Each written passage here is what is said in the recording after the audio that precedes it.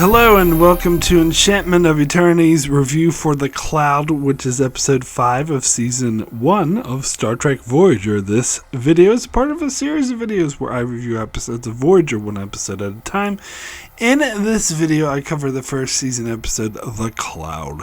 So The Cloud is the episode in which Voyager encounters a nebula, and they're running low on resources, and so Janeway declares there's coffee in that nebula because she's not allowed to have any coffee because it uses too much resources, but the resources she wants is in that nebula, so she goes in.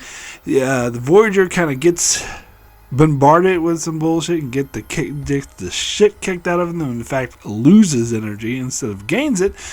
But they realize that the cloud, the nebula, is in fact a living life form, and that they just injured it severely by busting in. And so Janeway goes out of her way to try to heal and repair the life form at great risk to Voyager, and they lose even more energy over doing so. Meanwhile, we get a lot of crew interactions. We see Tom Paris create this holodeck program where they're at a pool hall or a bar with a pool, and the crew hangs out there, and Chakotay teaches Janeway how to get in touch with her spirit animal, and Neelix complains about the Voyager being too crazy and starts serving people food on the bridge. and crazy things happen. So for the longest time, I've always dismissed this episode out of hand because I always remember the A plot, which is anomaly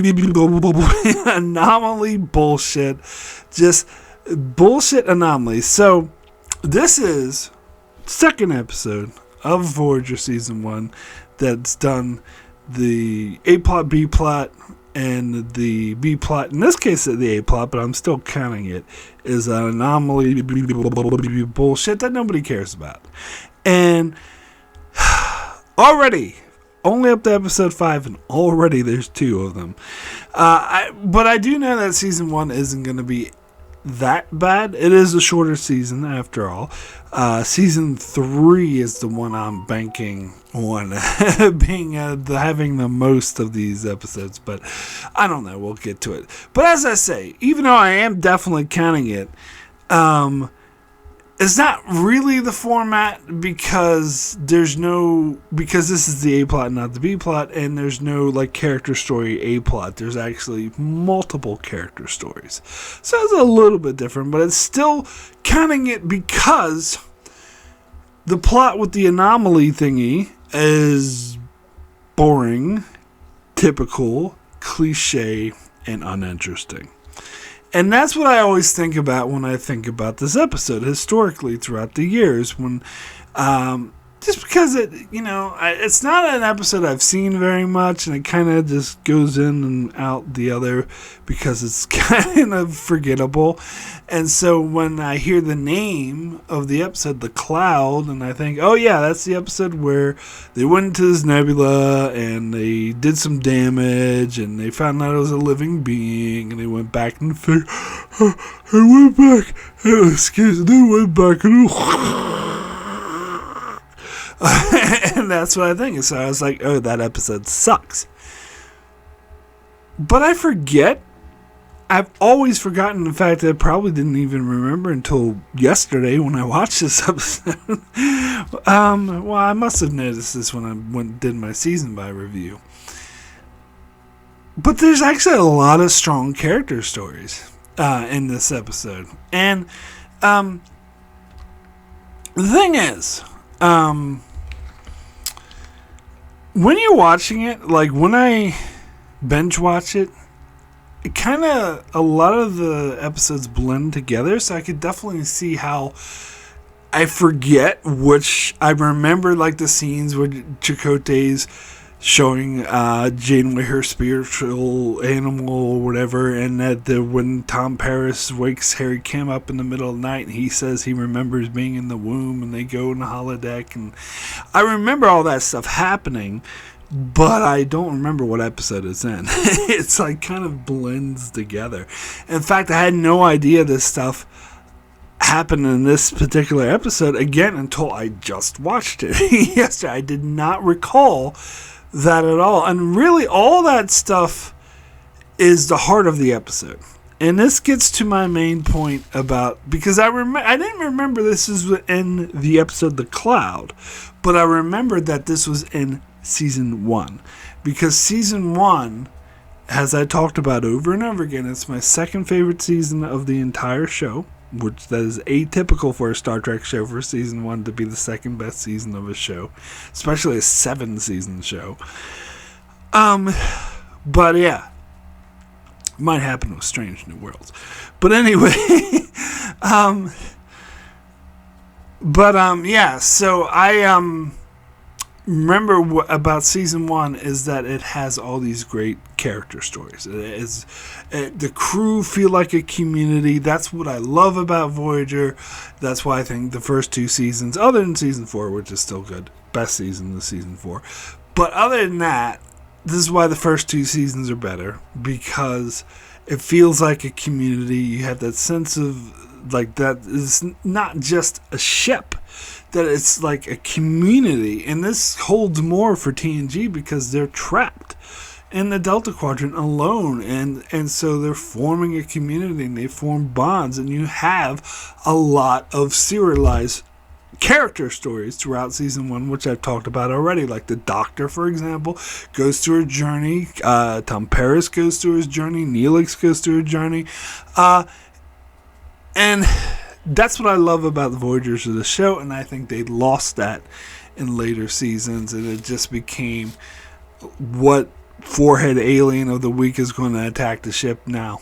And what antics are the Doctors 7 of 9, the stars of the show? What are they going to get up to? Well, that's season 7 more specifically. But, yeah, and so I think I know I'm repeating myself, but I really need to hammer home. And I'm reminded of watching episodes like this in particular, just how much better season 1 is. And I wish that the show kept this feeling of continuity. I wonder what happened to the show that made them lose this great sense of character stories and continuity. Michael Piller! Oh, yes, that's right. He fired Michael Piller, but yeah. I'll get to that later. But anyway, so yeah, I love the character interactions. I love the sense of community in this episode. That being said, not all of the character stories are good or great. In fact, let me start by saying that this episode's a wee bit problematic. I've watched a couple of reviews. The one that's most notable is from the Delta Flyers, which Robert Duncan McNeil was saying that this episode was offensive. He was like, I can't believe the things that was coming out of my mouth in this episode. And he was saying that it shows that in the 90s was a very different era, that we weren't sort of sensitive and we liked to stereotype more. And here's the thing. I wouldn't personally use the word offensive to describe this episode. I would say tone deaf is a better way to describe it. So, for example, when Harry Kim says, there's an ancient Chinese curse, may we live in interesting times. And, Garrett Wong and Robert Duncan McNeil in their podcast were talking about that and wondering, do the writers actually think that Harry Kim is Chinese? Because do they realize that Kim is traditionally a Korean last name? And apparently Garrett Wang told a story that seemed to suggest that's not the case, because apparently he was having a conversation with Bernard Brager when they were creating Enterprise, and he suggested to Bernard Brager that they make Hoshi that they make her Chinese, because there needs to be because relations between Americans and the Chinese were a bit rough at the time, and he thought, oh, this could help smooth over. And Bernard Brager said, no, we already have a Chinese character in Star Trek. And he's like, who? And Bernard Brager said, well, you, Harry Kim. And he was like, he's Korean. That's a Korean last name.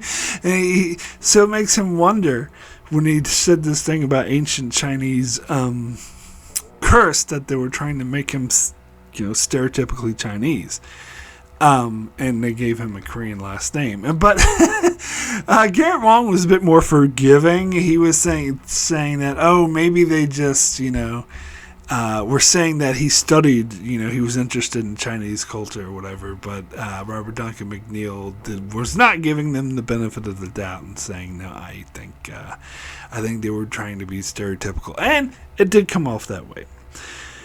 But more problematic than that was Chakotay. Now, Chakotay is a whole thing, and the portrayal of Native Americans, and that's something I'll probably dive more into when we get to the season 2 episode Tattoo. But yeah, it's one you might have heard. It's a well-known case. I've heard about it just a couple of years ago, that apparently they did hire a Native American advisor to advise them on a Native American culture, because they wanted to make sure that they got it correct, and that they were portraying Native American culture in a way that was true to, that respected their culture, and it was true to their culture. And the person that they hired to do that was turned out to be a scam artist and not really Native American, and not really know what the hell he was talking about, and would just do this to scam people, and he would just be making shit up. So they didn't try hard enough. So that means that, their portrayal of Native Americans is very stereotypical. It apparently took from different tribes that come from different continents, and was kind of, it comes off, and again, I'm not an expert in Native American culture, so I wouldn't know this. I'm just going by what I've heard other people say, but it does come off to my uneducated eye as a white person's like stereotyping like Native American culture.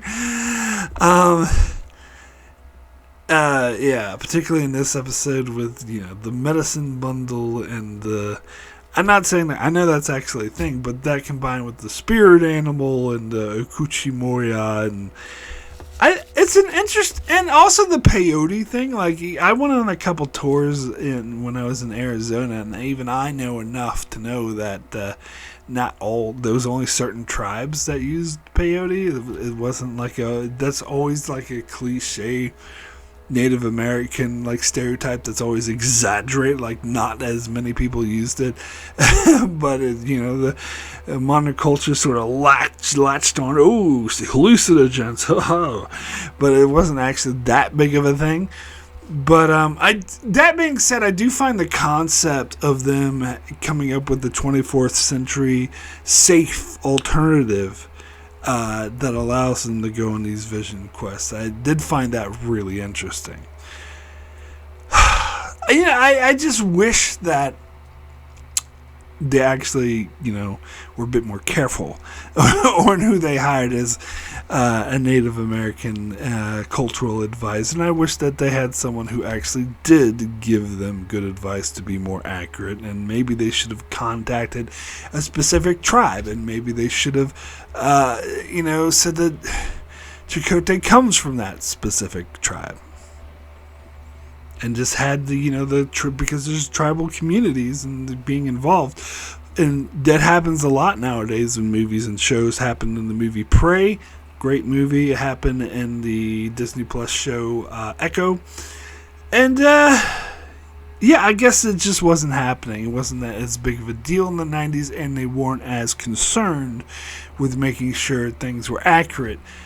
Now, the thing I will say, in the 90s defense, is that this is only a couple decades after the 60s. And many of the creators, writers, producers, directors, actors, many of them grew up in the 60s. And the 60s, I've seen TV shows from the 60s specifically that unironically had their Native American characters, all played by white actors, had their Native American characters say shit like, me just dumb savage, me don't know, has smart like white man. Like, it was outrageous. It was overly racist. And while this portrayal here is not okay, and is definitely to our modern eye, seems very problematic. Well, is very problematic, to be fair.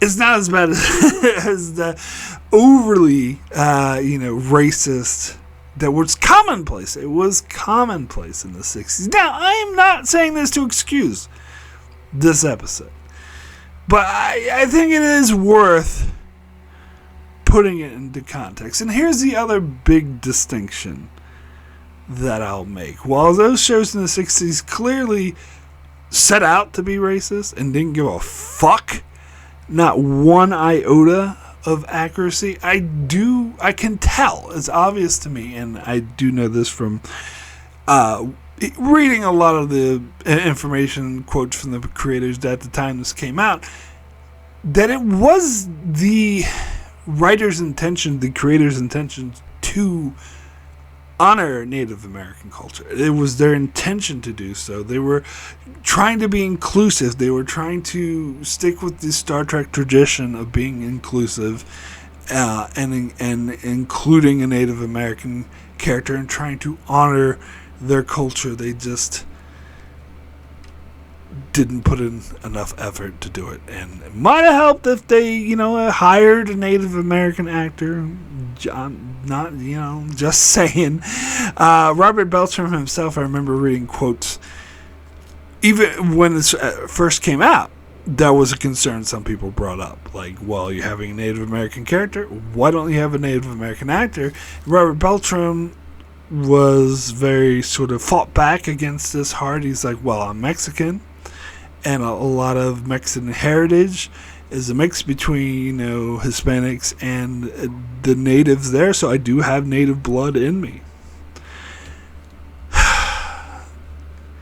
Yeah, that's good for you, I guess. But it would have been better if they had a actual Native American playing him, maybe. Just saying. But anyway, so it just comes, as I said, like the term, I would not use the term offensive. I would use the term tone deaf. It comes off as tone deaf, like A for effort. You can tell that they're trying to be inclusive and honor Native American culture, but they just not putting quite enough effort into it, and they don't get there. But A for effort, I guess. But I like those scenes between Janeway and Chakotay in the sense of their character interactions. Again, it was those great character bondings. You got all these great character interactions throughout the show. And I guess the other part that was some people found problematic was the scene in Sand Dreams in the holodeck at the end when the holographic women were just hanging off of Tom and just kissing him like crazy, making out with him in front of everyone, and they had that chauvinistic pool table guy who just like, oh, treat a tramp like a lady and a lady like a tramp and it never fails, or some bullshit like that. And that one gigolo dude just come right up to Janeway and says, I would like to make sweet love to you. It's funny.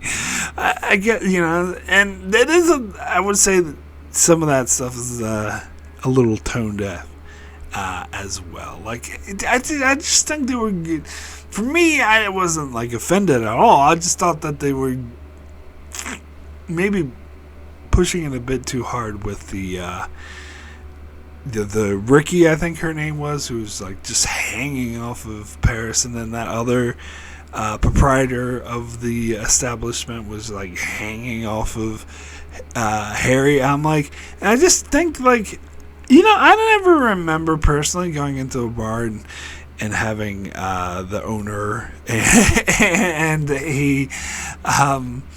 another really hot chick just hanging off of me and my friends. I don't know. You could make comments about me and my appearance. I know I'm no Harry Kim. I will put that out there. But still, it's even considering that, like, this just seems... But granted, it's a holodeck program, so it's like a fantasy, so kind of says something about Tom Paris, that he's creating these artificial women to lust after. I don't know. It gets a bit weird when you think about it. But anywho, so now that we're on the topic of the holodeck, let me talk about my personal nitpick, my biggest nitpick with this episode. Not the only one, mind you, but the biggest one.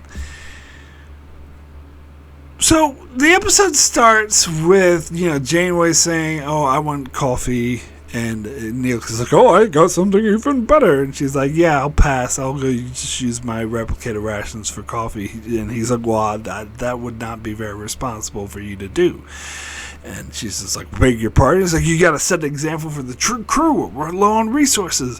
And blah, blah, blah. You should show that we shouldn't have coffee. And then, of course, we get the very classic line in the episode where Janeway says there's coffee in that nebula because they don't have enough resources to drink coffee, apparently. And, they go in a nebula and they lose even more energy. They lose even more resources. So they didn't gain any, they lost them. Got a question. So, if energy is so low that they have to ration replicator use, why the fuck are they in the holodeck? Why are they using the holodeck? You imagine like a replicator just like replicates something, goes whoop, and there it is, and that's the energy it uses. The holodeck is constantly creating people and environments and things. It's using, I would say, like 1,000% more energy than a replicator would use. So what fucking sense does it make that, oh, we gotta reserve energy, you can't have coffee, but let's all hang out in the holodeck for a couple hours? What? Now, here's the thing. I remember, it reminds me of season 3 of Picard, where they did something even more egregious, where the whole entire plot was about how the ship was losing energy. And granted, that was the whole plot. We're all gonna die. We're gonna suffocate because we don't have enough power. We don't have enough energy. And then they just went in the holodeck and hung out at the bar. Like at a bar. Why don't you just create a fucking bar on the ship? Why don't you have a bar on the ship? Why are you gonna use the energy of the holodeck to artificially create a bar when the whole point of the episode is that you're running out of energy? Like, that is the dumbest shit I've ever seen in Star Trek, or some of the dumbest. To be fair, there's some other dumb shit, but that's up there. That is up there. And I remember when I complained about it, someone was like, oh yeah, well, Voyager did the same thing. Well, here's the thing. You ever heard that saying, two wrongs don't make a right? Like, just because Voyager did it, doesn't mean it's okay for Picard to do it even worse. It's ridiculous and stupid here, and it's even more ridiculous and stupid there. The fact that Voyager already did it doesn't make it better. And, you know, in the Picard, they came up with some BS, like the weakest ass BS excuse I've ever heard of, oh, well, we have a different power source for the holodeck, you see. Therefore, it's not connected to the ship, because that way we want to make sure that the holodeck is always functional to boost morale. So, here's my suggestion to you. Why don't you take that different power source and hook it up to the main fucking power source so you can fucking breathe?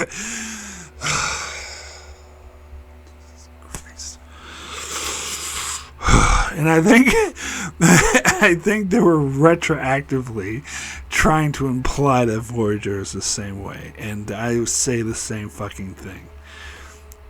Like, Janeway could drink coffee 10 times a day for a month and only use a tiny sliver of a fraction of the energy required to keep the fucking holodeck going for 1 hour.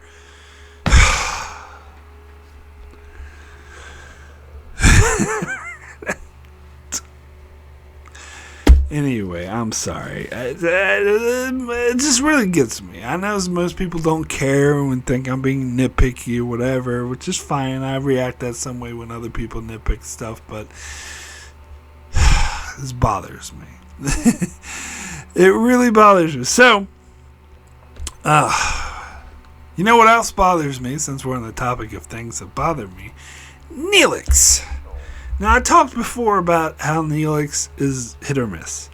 This is a miss. This is a huge ass fucking miss. Which is kind of funny because I've heard several people say that they liked Neelix in this episode. And, oh, Neelix is at his best. What the hell are you talking about? He's at his worst. Clearly at his worst. Like, alright, so here's the thing.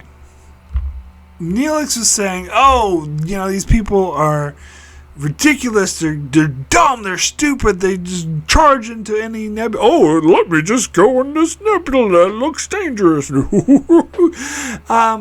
it's talking about, why are we wasting time exploring? You know, it seems like they would want to, you know, get home exactly. And, you know, some people pointed out that that's meta commentary about, and I've heard people, you know, audience members say that about Voyager, like, what sense does it make for them to go off exploring when they should be trying to get home? Well, first of all, because it's interesting storytelling, and this is a goddamn show. Secondly, they're not actually doing that.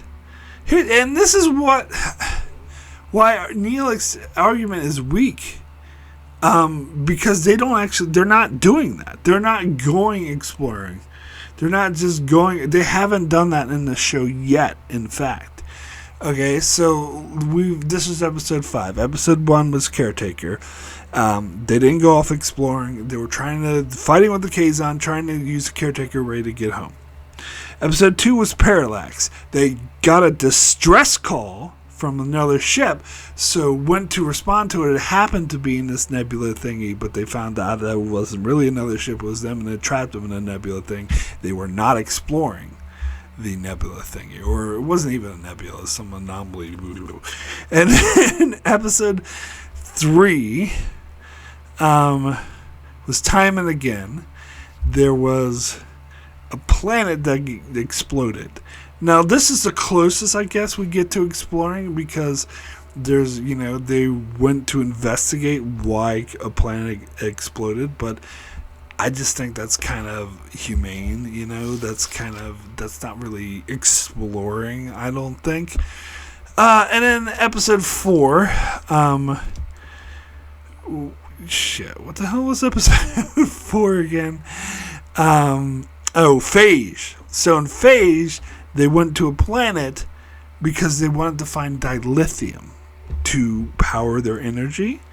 And they scanned for dilithium, and they found some. And so they went in search of an energy source. They weren't exploring. They were looking for energy, which, by the way, just, as a simple matter of fact, this is exactly what they were doing in this episode.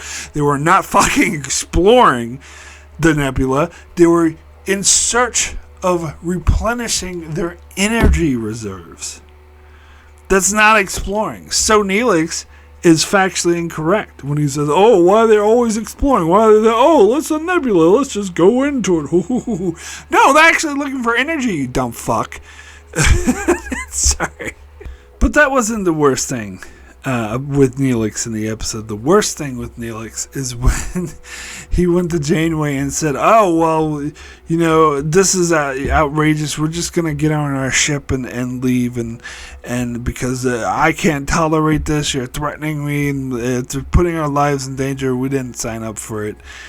And the whole time I was thinking, shut the fuck up, you whiny little bitch. I am sorry. I don't understand why people say they like Neelix in this episode. I was like, he was annoying as fuck.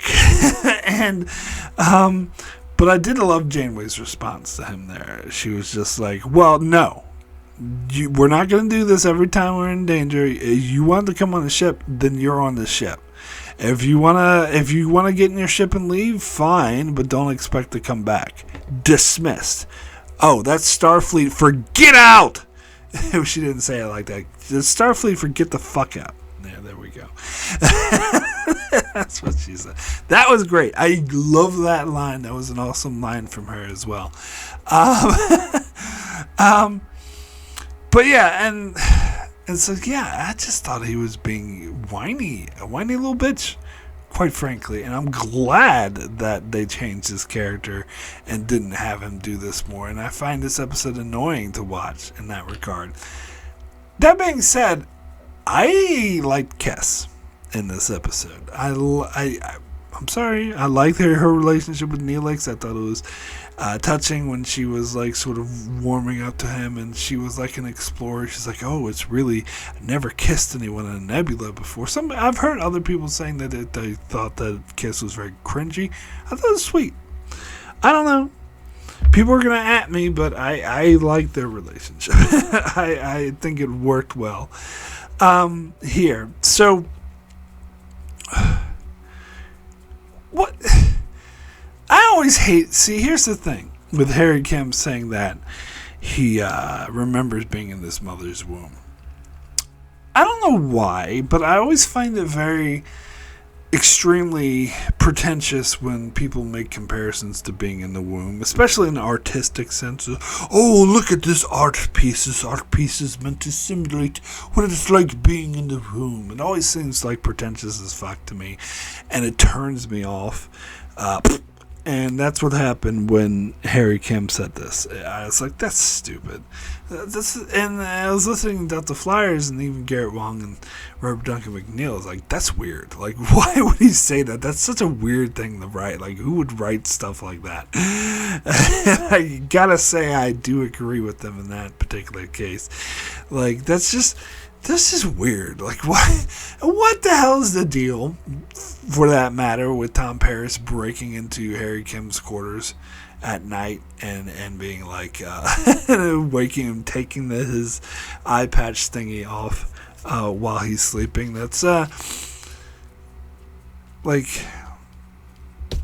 invasion of privacy and kind of creepy, isn't it? Like, in a way, I know they're supposed to be good friends and whatever, but that just seems like crossing some sort of line, doesn't it?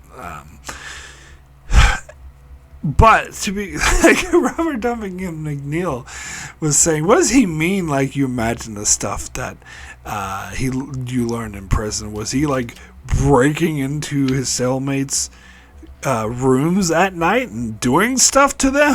I'm like, well, no. I think that's ridiculous. That's definitely not what they were implying. He's just implying that he could sneak around and get into locked doors and stuff like that.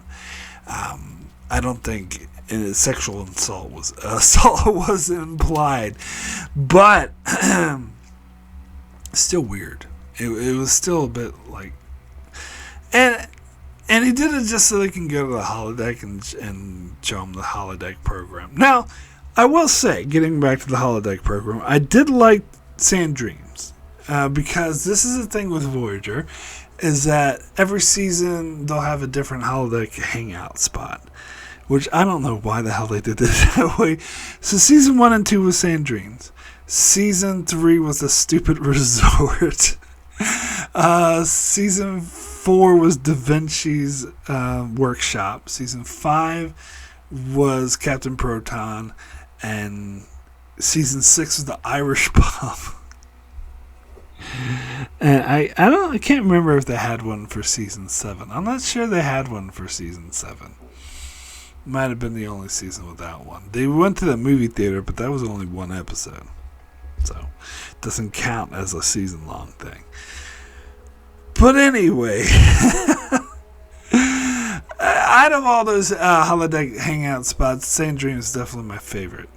Captain Proton was okay too, but I think I like Sand Dreams better because it's less like over the top cheesy and less invasive. It's more of just a hangout spot. Where they went in Captain Proton, they didn't just hang out. They had to do the whole over the top thing, and you fool. And so it was took over the whole storyline. Whereas here, they could just hang out. Like, and granted, in this episode you have the wacky characters in the holodeck that you meet, but other episodes they will be more in the background. It would just be them hanging out playing pool or whatever. Why don't they just have a recreation room on the ship that if they could, maybe they could have their own pool table there instead of like using up all the fucking energy that takes to use operate the holodeck. Oh no, I guess I won't dwell on that. Yeah, another thing about this episode that annoyed me was the thing when Harry Kim was like, "Oh my god, I've never seen anything like it," and Tuvok's like, "Tuvok to Kim, you can't do that, say stuff like that around the junior officers. It makes them feel uneasy because you're not showing confidence or whatever." And then later Tuvok says something that essentially means the same thing. He's like, "Kim to Tuvok, so what you're saying is you've never seen anything like it. I will make sure not to tell the junior officers." Like, I just thought that was kind of cheesy.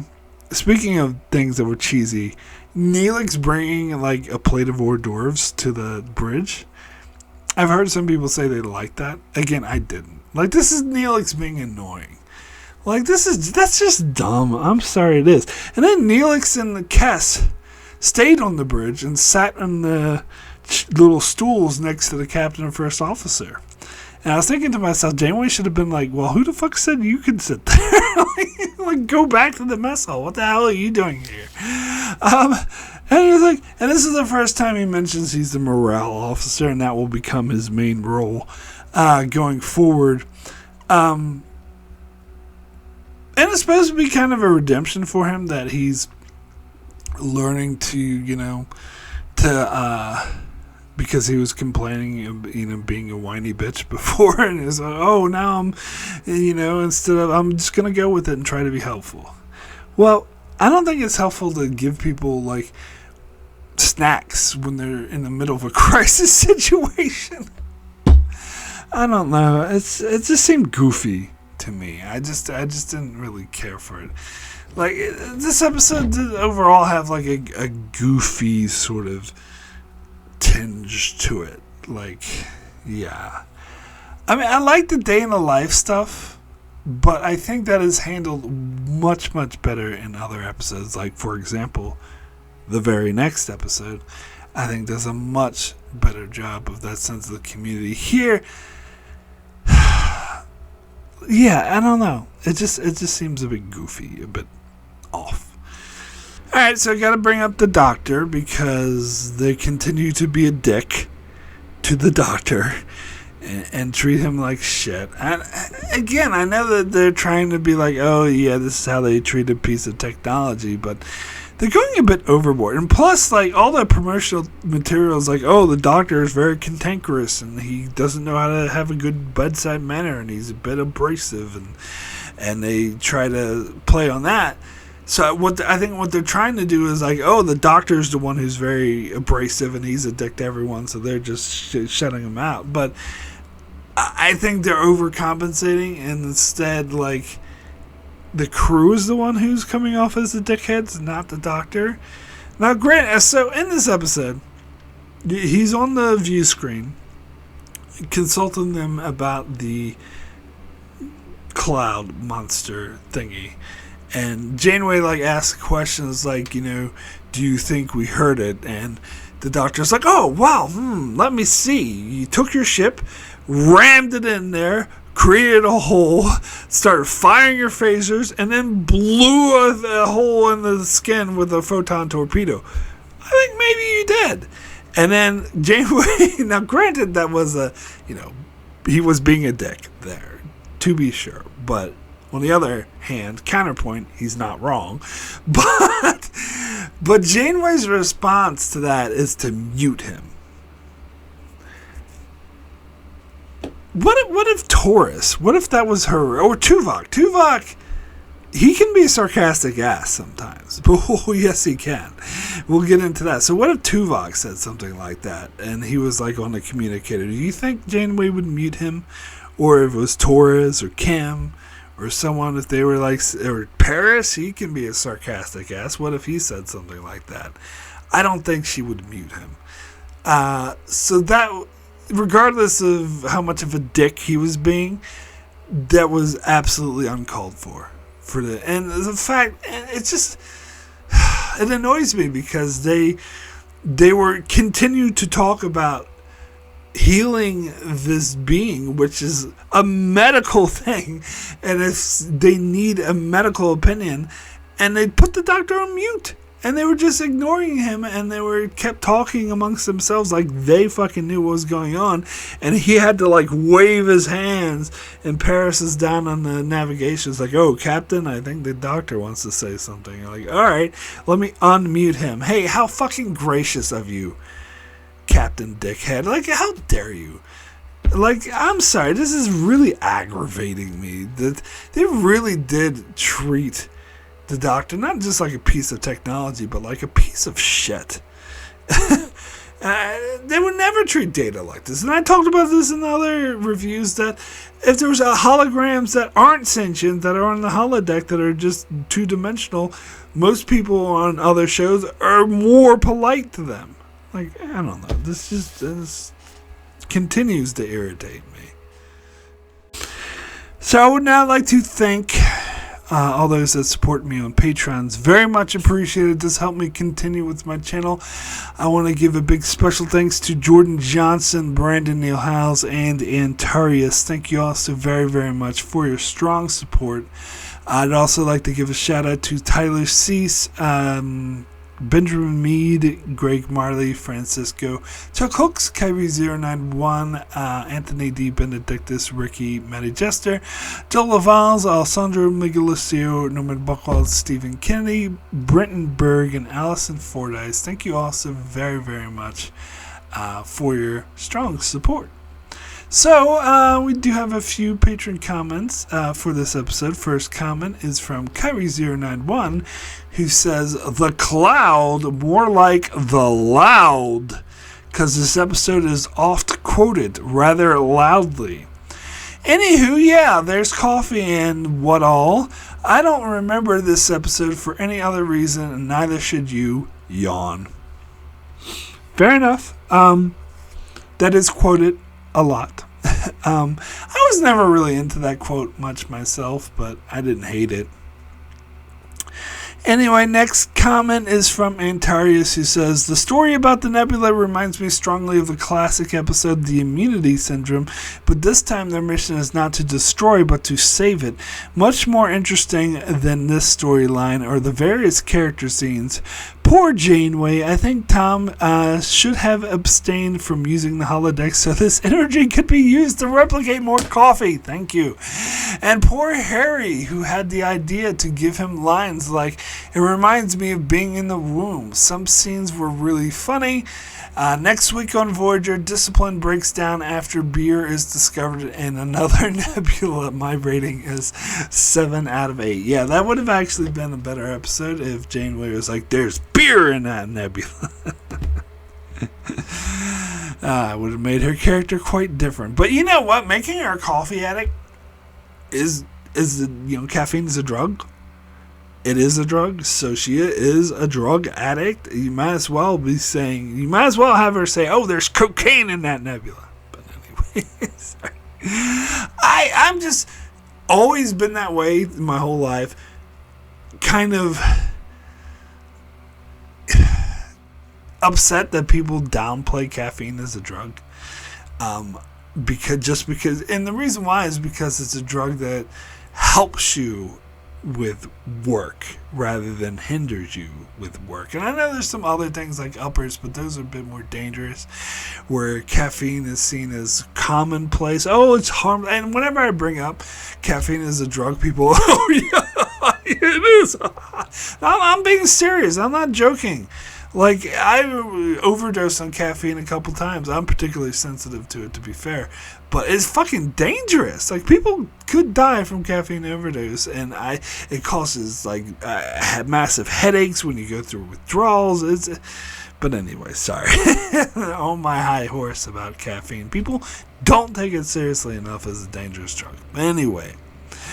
Next comment is from Ricky, who says, "This episode was okay. I actually learned to appreciate it more in my recent rewatch a few months ago, and again after just watching this episode, I've come to realize how much I miss the earlier episodes of the show. Like, I really love the Chakotay and Janeway scenes when he's giving her a vision quest, and seeing her engage in it in those types of scenes made me also realize how strong the writing was in the earlier seasons. And yes, I know this is a typical A plot, B plot anomaly throwaway, so I'm not saying it's an amazing episode, but it's still a decent one. So my rating is a 7 out of 10. Yeah, I also like the Janeway and Chakotay scenes too. I think those, definitely were good character stories. I've heard some people say that it looked like they were flirting. I mean, I can kind of see why people might think that, but I don't get that. I just get that she was trying to sort of engage him and find interest in his culture, and that they were sort of, and I think it's important that they were sort of, especially after, Parallax, when they were like at butting heads, that they're sort of relating to each other in a personal level. I think that was lovely. The whole relationship thing is, we'll get into that in season 2. Apparently, the writers kept trying to put Janeway and Chakotay in a relationship, and it was Kate McGrew who was fighting back against it. So maybe that was the intention of the writers in this episode. Maybe. Anyway, next comment is from Stephen Kennedy. He says, "Voyager is losing power, however, they can still use the holodeck and still use the Doctor's program." Oh, the Doctor, that's another point. The holodeck has unlimited download resources like broadband does. This episode This episode isn't great. Feck coffee, feck animal guides, feck nebulas, feck this life form, feck Kim being an ensign for 7 years, feck this show after seasons 1, 2, 4, and 5. Neelix is calling them idiots, is how fans were saying to the writers, "You gobshite. You ruined the show with this elastic band theory." So my rating is 4. As Captain Janeway says, we don't even have a counselor. I think Star Trek fans need a counselor for seasons 3, 6, and 7 out of 10. Each time I watch Voyager, I seem to dislike it a little more each time. Adjusted comment: to enjoy the show, just get a lobotomy. Wow, that's... Do you like Voyager, Stephen Kennedy? I'm starting to get the impression that you're not a huge fan of Voyager. I don't know why I would think that, but that's pretty harsh. But you speak truth to power when you say that seasons 1, 2, 4 are the only really good seasons, and 3, 6, and 7 are terrible. 5 is where we part ways. I wouldn't put 5 with the good seasons. I would put 5 with the bad seasons. In fact, if anything, I would put 6 with the good seasons. 6 to me was hit or miss. A lot of crap, a lot of great stuff. 5, I have way more issues with 5. But we'll get to that. We'll get to that when I get to it.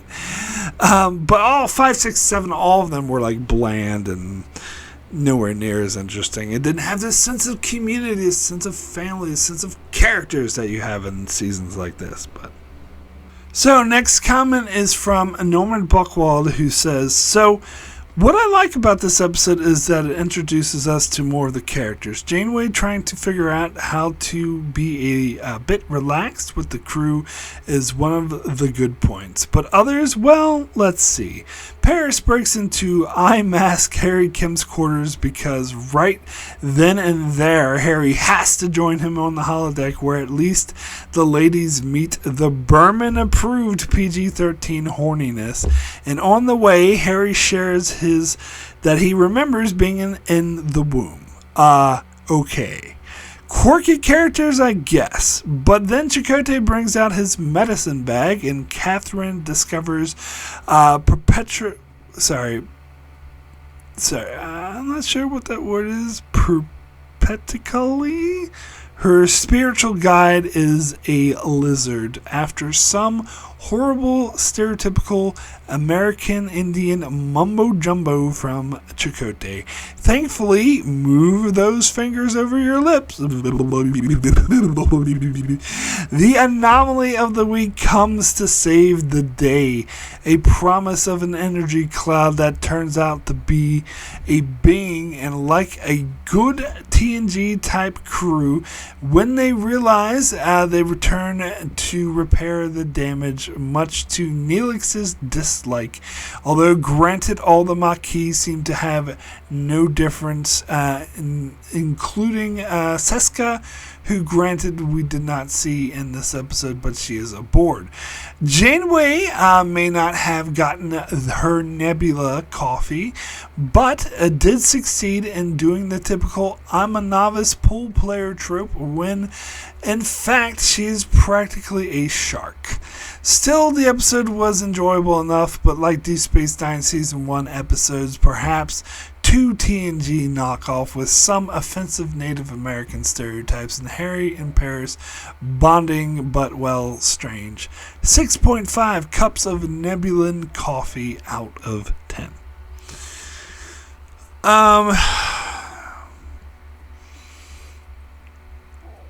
So yeah, the thing with Janeway hustling, here's the thing. I think this might be a case of, because I said before, when the writers or the episode itself calls attention to something, it doesn't make it fine. It's like, oh, I'm letting you know what trope we're doing, that makes it okay. And usually my stance on that is no, it fucking doesn't make it okay. However, I actually think it kind of does in this case. So what I'm referring to is, she comes in, she's like, oh, what game is this? Is billiards? Oh, so how do I use this? Oh, what do I do? And then she breaks and gets a shitload of balls, and then knocks the rest in and wins in one turn.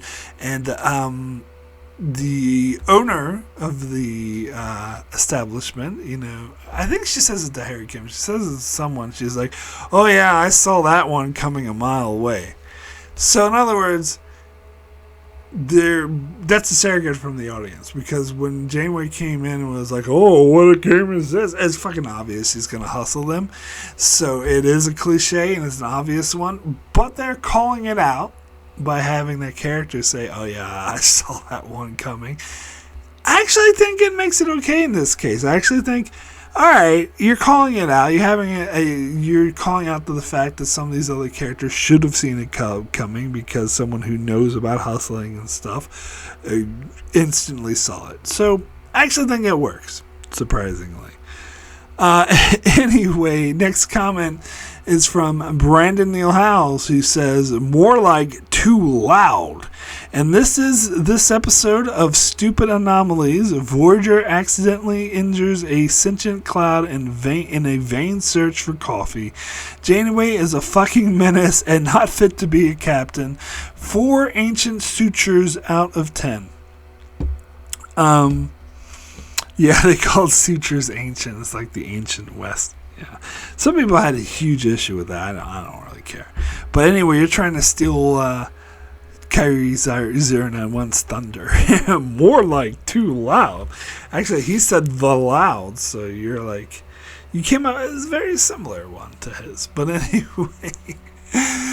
anyway, thank you, patrons, so much for your comments. So my rating for The Cloud out of 10 is going to be a 6 good.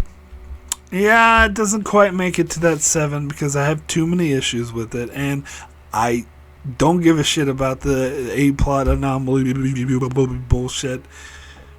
Not interesting. Oh, it turns out to be a creature, and we have to go and fix it. I don't care. I just don't care. But, as I said, I love the feeling of community. This is what makes season 1 so great, and what makes it superior to the later seasons. That sense of community, the great character stories. But then I have a lot of nitpicks even within that. The Chakotay portrayal was maybe, not the best. And the whole thing with, I hated Neelix in this episode. I thought he was being a dick. I just wanted to punch him in his face. And Harry Kim talking about being in the womb was just, why? Like, why would you write that dialogue? This is weird. It doesn't make any sense. And Paris breaking into his quarters just so he can hang out right now. Like, we need to go hang out right now. Like, they obviously were writing Paris very differently in these earlier episodes. They wanted him to be more sort of a scoundrel and rambunctious, and they toned it down later, which I think is for the best. But yeah, and then talking about how they don't have enough energy to replicate coffee, yet they're spending all the time in the fucking holodeck. Oh, that one just kills me. It's not a minor thing to me. So A for effort with the character stories. But so enough to give it a positive rating, but not enough to give it a high one. Anyway, that is it for my review of The Cloud. So let's see what's coming up on my channel. Thursday will be my review for Profit Motive. Saturday, I'll be over on Patreon for a patron exclusive video for my patron supporters, revisiting my review for Eye of the Needle, the better character story I was talking about. Monday, sticking on Patreon for another Revisited, this time revisiting my review for Visionary. Excellent episode. And then on Wednesday, I'll be back here for a not so excellent episode to cover Ex Post Facto. So, yep. That's what's coming up on my channel. And if you did enjoy this video and you had a good time and you liked it and you like what I do, hey, maybe you could help me out. Leave a like, subscribe, comment below, if you like to, if you really want to help me out, up to you. But if you really enjoyed yourself and you really want to help me out, you could consider supporting me on Patreon. So you can leave comments like the ones I just read, and you can watch some of those patron exclusive videos I was just talking about, and lots of other perks and stuff. And so yeah, if you're interested, link is in the description below. So be sure to check out my channel as I continue to cover Star Trek Voyager and Star Trek Deep Space Nine, and many other Star Trek shows and other shows as well, so be sure to subscribe so you can keep up with all of that. And thanks a lot for watching.